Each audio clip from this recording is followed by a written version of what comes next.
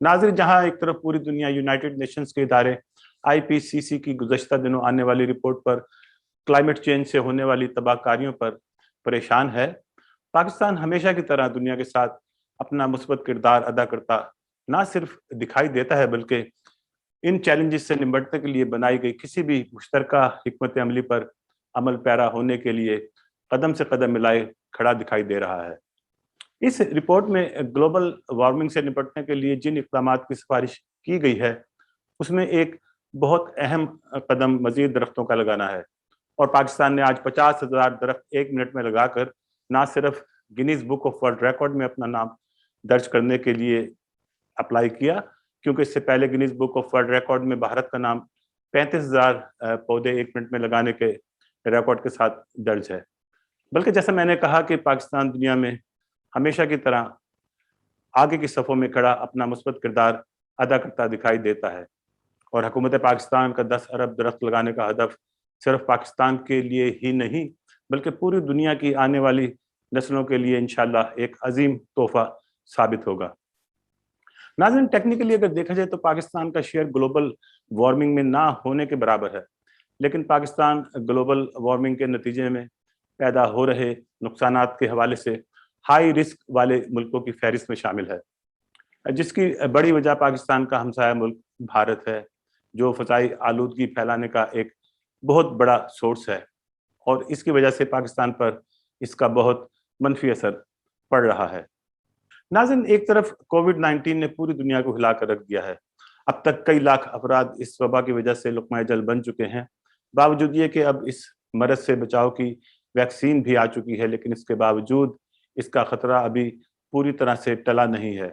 अब दूसरी तरफ ग्लोबल वार्मिंग पर यूएन के एक ज़ैली इदारे आईपीसीसी की रिपोर्ट ने ग्लोबल वार्मिंग की वजह से लाहक खतरात की जानिब बहुत ही संगीन नताइज की निशानदही की है। नाज़रीन, इस रिपोर्ट के मुताबिक हमारी ज़मीन अब बड़ी तेज़ी से मौसमियाती तब्दीलियों के दौर में जा रही है। इंसानी आबादी में इजाफे के साथ साथ कोयला, तेल और गैस जैसे फ्यूल के ज़्यादा इस्तेमाल की वजह से कार्बन डाइऑक्साइड या CO2 के अखराज में इजाफे की वजह से आलमी दर्जा हरारत में इजाफा हो रहा है। नाज़रीन, आप में से अक्सर के जहन में ये सवाल आ रहा होगा कि मौसमियाती तब्दीली है क्या? नाज़रीन, क्लाइमेट या आबो हवा किसी एक जगह पर कई सालों से मौजूद एक औसत मौसम है। मौसमियाती तब्दीली इन औसत हालत में तब्दीली है। जैसे आप लाहौरी को लें, अगर हम लाहौर की सर्दियों को देखें तो एक ज़माने में लाहौर में काफ़ी सर्दी हुआ करती थी और कई बार टेम्परेचर नुक्ता इंजमाज से भी नीचे गिर जाता था। इसके साथ साथ सर्दियों का दौरानिया भी 3 से 4 माह का हुआ करता था, लेकिन अब अगर आप लाहौर में देखें तो सर्दी बहुत कम पड़ती है और इसका दौरानिया भी 1-2 माह के दरमियान रह गया है। जबकि दूसरी तरफ गर्मी की शिद्दत बढ़ती जा रही है और साल में गर्मी का दौरानिया पहले से बहुत बढ़ गया है। यही ग्लोबल वार्मिंग की निशानी है। अब इसमें कुदरत से ज़्यादा अमल दखल बदकिस्मती से इंसानी मुआशरे का अपना है।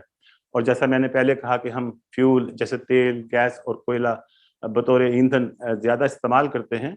हमारे यहाँ तो बिजली एक बड़ी मिकदार पैदा करने के लिए गैस और फर्नेस ऑयल इस्तेमाल होता है, जो एक बड़ी वजह है दर्जा हरारत में इजाफे का। अब जब दर्जा हरारत बढ़ता है तो इसकी वजह से पहाड़ों पर बर्फ ज़्यादा पिघलती है। और आपने किसी से ये तो सुना होगा कि जब ज़्यादा बारिश आता है तो ज़्यादा पानी आता है। तो इसी तरह नाज़रीन, जब ज़्यादा बर्फ़ पिघलती है तो भी ज़्यादा पानी आता है और फिर सैलाब भी आता है बदकिस्मती से। अब इस रिपोर्ट के मुताबिक मौसमियाती तब्दीली के असरात बहुत संगीन हो सकते हैं, जिससे लोगों के रहन-सहन का तरीक़ेकार बिल्कुल बदल जाएगा, जिस वजह से पानी की किल्लत होगी और खुराक पैदा करना मुश्किल हो जाएगा। कुछ खित्ते खतरनाक हद तक गर्म हो जाएंगे और कई एक सतह समंदर में इजाफे की वजह से डूब जाएंगे। गर्मी की शदीद लहरों, ज़्यादा बारिशों और तूफानों की वजह से गरीब ममालिक के अफराद जानी और माली तौर पर इससे बहुत ज़्यादा मुतासिर होंगे।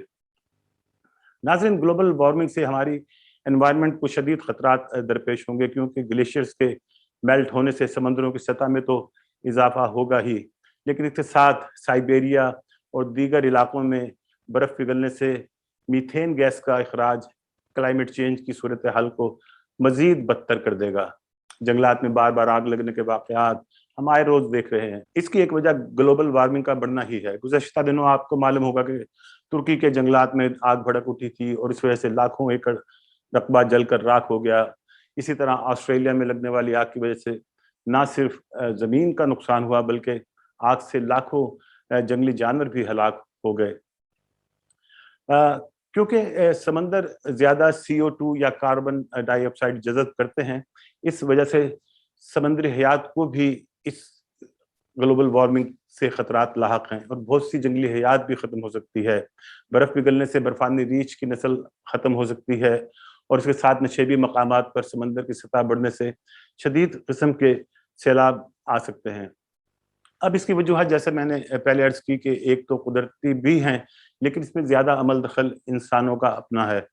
क्योंकि जब से लोगों ने तेल, गैस और कोयले को बिजली पैदा करने, ट्रांसपोर्ट में इस्तेमाल करने और घरों को गर्म रखने के लिए इस्तेमाल में लाना शुरू किया है, तब से दुनिया का दर्जा हरारत तकरीबन 1.2 सेंटीग्रेड बढ़ गया है।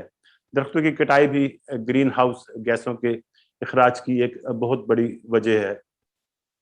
नाज़रीन, अब साइंसदान ये ख्याल कर रहे हैं कि माहौल को महफूज रखने के लिए इस सदी के आखिर तक दर्जा हरारत में इजाफे को अगर 1.5 सेंटीग्रेड तक रखा जाए तो ये एक महफूज सूरत हाल हो सकती है। लेकिन हालात जिस तरह जा रहे हुए तो ये इजाफा 3 डिग्री सेंटीग्रेड तक हो सकता है, जिसके बहुत बुरे असरात होंगे। बरतानिया शदीद बारिशों के बाइस सैलाबों में घिर सकता है। कई ममालिक जो बहरुल काहिल में मौजूद जजीरों पर मुश्तमिल हैं, समुंदर में डूबकर गायब हो सकते हैं।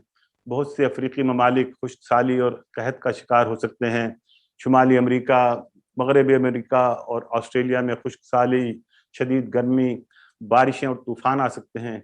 उसके साथ जंगलात में आग लगने के वाकयात भी बढ़ सकते हैं।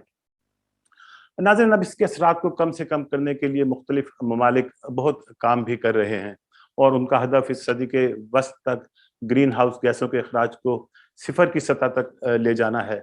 दरख्त लगाना भी उन अहदाफ में शामिल है।